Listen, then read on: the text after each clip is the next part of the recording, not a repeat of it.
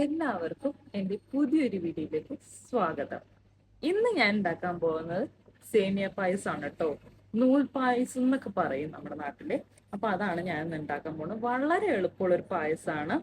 Guest ഒക്കെ വന്നിട്ടുണ്ടെങ്കിൽ നമുക്കത് പെട്ടെന്ന് ഒരു 10 മിനിറ്റുള്ളിൽ ഉണ്ടാക്കി സെർവ് ചെയ്യാവുന്നതാണ്. അപ്പൊ അതെങ്ങനെയാന്ന് നമുക്ക് നോക്കാം. അതിനു മുമ്പ് നിങ്ങൾ എൻ്റെ ചാനൽ സബ്സ്ക്രൈബ് ചെയ്തിട്ടില്ലെങ്കിൽ ഒന്ന് സബ്സ്ക്രൈബ് ചെയ്യാനും ആ ബെല്ലൈക്കൺ ഒന്ന് പ്രസ് ചെയ്യാനും മറക്കരുതേ. വീഡിയോയിലേക്ക് പോകാം. ഞാനിവിടെ 1 കപ്പ് അളവിൽ പഞ്ചസാരയാണ് എടുക്കുന്നത്. ഇനി അതിനകത്തേക്ക് 4 ഏലക്ക കൂടി നമുക്ക് ചേർത്ത് കൊടുക്കാം. ഇടത്തരം വലിപ്പമുള്ള ഒരു 4 ഏലക്ക. ഇനി 5 ഏലക്ക ആണെങ്കിലും കുഴപ്പമില്ല കേട്ടോ. അതൊന്ന് ചേർത്തിട്ട് നമുക്കതൊന്ന് പൊടിച്ച് എടുക്കാം. ഫൈൻ പൗഡറായിട്ട് പൊടിക്കണം കേട്ടോ. അപ്പം നല്ല ഫൈൻ പൗഡറായിട്ട് ഞാൻ പൊടിച്ചെടുത്തിട്ടുണ്ട്. ഇനി നമുക്ക് പാൻ അടുപ്പത്ത് വയ്ക്കാം. അതിനകത്തേക്ക് 1 ടീസ്പൂൺ നെയ്യാണ് ഞാൻ ചേർത്ത് കൊടുക്കുന്നത്. നല്ല ശുദ്ധമായിട്ടുള്ള നെയ്യാണ്. അതൊന്ന് ഉരുകി കിട്ടണം. അതിനകത്തേക്ക് ഒരു 10 കാഷ്നട്ടാണ് ഇട്ട് കൊടുക്കുന്നത്. അതൊന്ന് ബ്രൗൺ കളർ ആവുന്നവരെ നന്നായിട്ട് ഇളക്കി യോജിപ്പിച്ച് കൊടുക്കാം. അതിനകത്തേക്ക് ഞാൻ 2 കിസ്മിസാണ് യൂസ് ചെയ്യുന്നത്. ബ്ലാക്ക് കളർ ഉപയോഗിക്കുന്നുണ്ട്, അതുപോലെ തന്നെ ബ്രൗൺ കളറും ഉപയോഗിക്കുന്നുണ്ട്. കിസ്മിസും അണ്ടിപ്പരിപ്പും നന്നായിട്ട് നെയ്യിൽ വറന്ന് കിട്ടണം കേട്ടോ.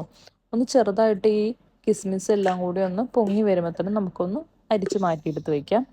അതേ നെയ്യിലേക്ക് തന്നെ ഞാൻ 1 ബൗള് സേമിയയാണ് ചേർത്ത് കൊടുക്കുന്നത്. അതൊന്ന് ബ്രൗൺ കളർ ആവുന്നവരെ ഒന്ന് ഇളക്കി യോജിപ്പിച്ച് വറുത്തെടുക്കാം. സേമിയ ഒരു ബ്രൗൺ കളർ ആവുമ്പോഴത്തേക്കും ഞാൻ 1 ലിറ്റർ പാലാണ് ഇതിനകത്തേക്ക് ചേർത്ത് കൊടുക്കുന്നത്. എന്നിട്ട് നന്നായിട്ട് ഇളക്കി കൊടുക്കുക. ഒരു 1/4 ലിറ്റർ വെള്ളം കൂടി നമ്മൾ ഇതിനകത്തേക്ക് ചേർത്ത് നന്നായി ഇളക്കി യോജിപ്പിച്ച് തിളപ്പിച്ചെടുക്കണം.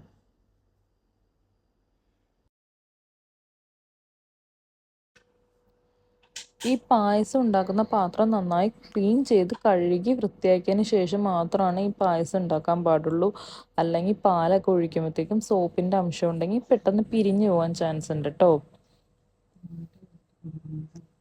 ഇനി സേമിയ പാലിൽ കിടന്ന് നന്നായിട്ടൊന്ന് തിളച്ച് വെന്ത് നല്ല പാകമാവുന്നവരെ നമുക്ക് ഇളക്കി ഇളക്കി കൊടുക്കാം.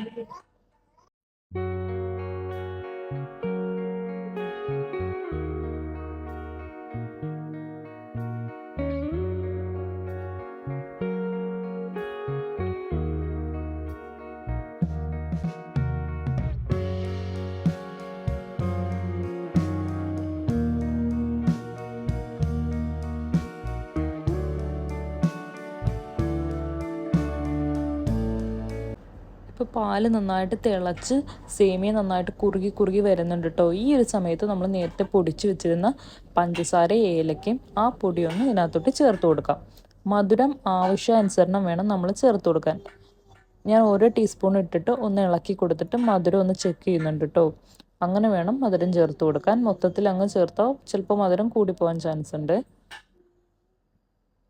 എന്നിട്ട് ഇതുപോലെ നന്നായിട്ട് കട്ട ഉടച്ചുടച്ച് കൊടുക്കുവാണേ. അപ്പോൾ പാലിലും സേമിയയിലും നന്നായിട്ട് പഞ്ചസാര ചേരുന്ന വരെ നമുക്ക് ഒന്ന് തിളപ്പിച്ച് കുറച്ചുകൂടെ ഒന്ന് പാല് വറ്റിച്ചെടുക്കാം.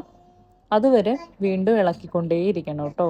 അടി പിടിക്കും, അതല്ലെങ്കിൽ കട്ട പിടിക്കാൻ ചാൻസ് ഉണ്ട്. അതുകൊണ്ട് നമ്മൾ നന്നായിട്ട് ഇളക്കി കുറുക്കിയെടുക്കണം. നമ്മുടെ ആവശ്യം എന്തോരാണോ അതനുസരിച്ച് വേണം നമ്മൾ കുറുക്കി എടുക്കാൻ. ഇനി നമ്മൾ നേരത്തെ വറുത്ത് വെച്ചിരുന്ന കിസ്മിസും അണ്ടിപ്പരിപ്പും കൂടി ഈ സമയത്തൊന്ന് ചേർത്ത് കൊടുക്കുക. എന്നിട്ട് നന്നായിട്ടൊന്ന് ഇളക്കി കൊടുക്കണം. ഞാനിപ്പോൾ ഇവിടെ റെഡിയാക്കിയിട്ടുള്ളത് ഒരു 10 പേർക്കൊക്കെ കഴിക്കാൻ പറ്റിയൊരു പായസത്തിൻ്റെ ഒരു റെസിപ്പിയാണേ.